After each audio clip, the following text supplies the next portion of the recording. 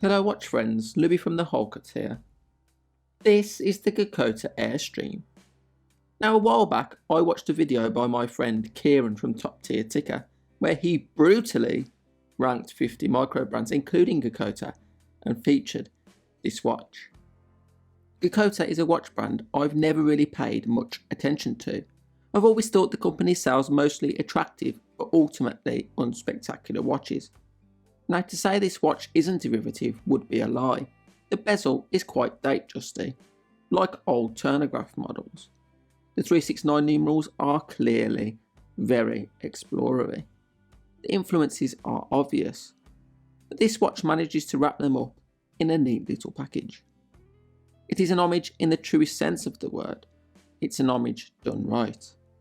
I think I use the same language to describe the Lorier Astra Cosmic Blue, because like this watch, it wears its influences on its sleeve without being a direct clone or copy of one popular famous watch. These types of watches are my favourites. You get a vintage vibe, but with modern build quality and reliability. The styling of the watch is unmistakably in the vein of vintage field watches. Intriguingly, the military timescale is located on the bezel in the style of a GMT watch, rather than on the dial as with many field watches. The dial is textured with a matte black finish, metal hour markers with triangular, vintage superluminova lume plots, except for the 369 numerals. The light blue text adds a tiny pop of colour and contrasts nicely with the dark dial. The loomed hands are slightly oversized but still suit the styling of the watch. The case has a mixture of brushed and polished finishes, though mine has some slight damage to the lugs. There's a screw-in case back with an embossed anchor motif and engraved specifications. There's a signed screw-down crown and what look like blanked off chronograph pushers, which would normally annoy me, but here it creates an additional visual interest. The crystal is a box sapphire. The case measures 36mm in diameter with a thickness of 11.95mm and a lug-to-lug of 45.5mm. The lug width is 20mm. The sizing was a pleasant surprise for me, as so often I'll be taken by a watch only to discover it is way too large for my wrist. The watch is water resistant to 100 meters. The movement is an automatic Miyota 9039 with a power reserve of 42 hours. The Geckota website doesn't provide an accuracy rating, but as it's a Miyota 9 series, you can be sure it will be a reliable, if unremarkable, movement with the infamous loud rotor.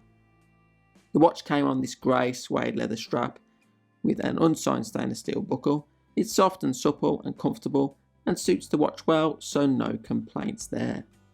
The watch is limited to 100 pieces of each dial variant. There are a few colours. Mine is number 56 of 100 in the black dial.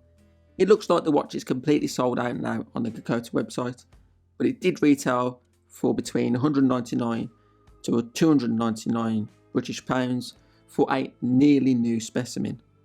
I bought mine second hand on eBay for £132, which is fair considering the condition of the watch. I think for that money it is excellent value, from a specification standpoint at least, but more than that, it just looks damn good. The faux patina lume isn't everyone's cup of tea, but I think it works when it comes to vintage inspired watches. If you're looking for an affordable field watch with classic looks that isn't a blatant rip-off or one of the standard go-tos for field watches, then this Geckota is a great option. I don't know if this watch will stay in the collection long term. I've got way too many at this point, but I have enjoyed wearing it since I got it. In the last few months, I've really gotten into doing more outdoorsy activities like cycling and hiking, and those are perfect excuses to wear a watch like this. Let me know in the comments what you think.